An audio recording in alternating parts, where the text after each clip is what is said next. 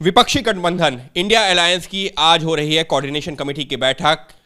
चर्चा यह है कि इस कोऑर्डिनेशन कमेटी में एक समन्वय बनाने की कोशिश की जाएगी और आगे की रणनीति तय की जाएगी। हमारे साथ मौजूद हैं मुख्तार अब्बास नकवी साहब।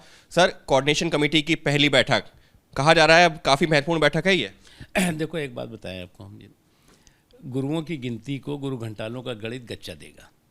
मैं इसलिए कह रहा हूँ गुरुओं की गिनती को गुरु घंटालों का गणित गच्चा देगा कि इसमें गुरु तो जो अभी भी फुटकर में है, गुरु घंटाल थोक में है। और इन्हें भी मालूम है कि बिना वैकेंसी के वर्चस्व की वर्जिश चल रही है। अब जब बिना वैकेंसी के वर्चस्व की वर्जिश हो रही हो और ये परिवार सोच रहा है कि हम रोटेशन का प्रधानमंत्री बनाएंगे, पब्लिक कह रही है कि हम परफेक्शन का प्रधानमंत्री चाहते हैं, तो परिवार का रोटेशन के प्रधानमंत्री बनाने का जुगाड़ और पब्लिक का परफेक्शन का प्रधानमंत्री बनाने का जुनून, ये बहुत साफ दिखाई पड़ रहा है। और नरेंद्र मोदी जी के नेतृत्व में इन पौने 10 सालों में देश की आन बान शान और सम्मान, देश में स्टेबिलिटी और कैपेबिलिटी वाली सरकार और देश के को परफॉर्म और रिफॉर्म करने वाली सरकार ने जो है वो आज पूरी दुनिया के सामने भारत की धाक और धमक को मजबूत किया है। अब ये भारत की धाक और धमक को धूमिल करने की धूर्ततापूर्ण धुन में खुद धूल दूसरित हो रहे हैं, तो हम क्या कर सकते हैं। लेकिन सर, इस सबके बीच में चर्चा ये भी हो रही थी कि इस कोऑर्डिनेशन कमेटी की बैठक में सीटों का कैसे बंटवारा किया जाएगा, क्योंकि अरविंद केजरीवाल समेत कुछ नेता जो लगातार ये कह रहे हैं कि हमको सीटों का बंटवारा कर लेना चाहिए जल्द से जल्द। तो अभी जब उस पर चर्चा नहीं हो रही, ऐसी भी जानकारी सामने। देखो, इसीलिए कह रहे हैं ना, गुरुओं के मेले में गुरु घंटालों का ठेला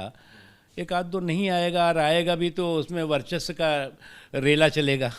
तो ये सारी की सारी कहानी होगी। लेकिन इतना समझ लेना चाहिए कि ये सारे के सारे लोग क्या है, नाना करके प्यार तुम ही से कर बैठे, करना था इनकार मगर इकरार तुम ही से कर बैठे, बाद में होगा तो तकरार तुम ही से कर बैठे, तो ये तकरार भी तुम ही से कर बैठेंगे।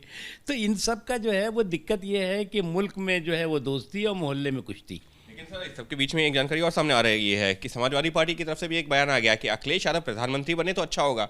2 दिन पहले लल्लन सिंह नीतीश जी के लिए कह रहे थे, कुछ दिनों पहले ममता बनर्जी की पार्टी। इसमें ख़ानदान अनेक ख्वाहिशें, एक हज़ारों ख्वाहिशें ऐसे कि हर ख्वाहिश पे दम निकले, बहुत निकले मगर मेरे अरमान कम निकले। तो अरमान सबके एक हैं, अरमान सबके आसमान पे हैं, 24 के बाद ज़मीन पे आएंगे।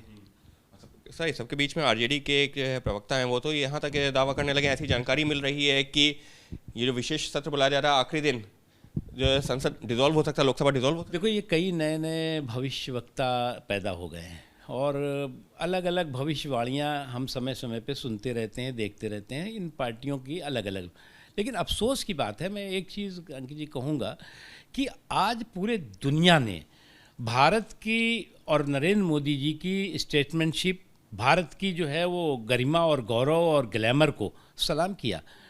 पूरी दुनिया ने जो है वो कहा कि भारत जो है वो आज दुनिया की सबसे मजबूत और उभरती हुई ताकत है, उसका ग्लैमर बढ़ा है, उसका गौरव बढ़ा है। लेकिन ये जो पूरे के पूरे हैं, रोज़ नई नई भविष्यवाणियाँ कर रहे हैं, कभी जो है वो बाउंड्री के अंदर से जो है वो नो बॉल कर रहे हैं और कभी बाउंड्री के बाहर से बाउंसर फेंक रहे हैं।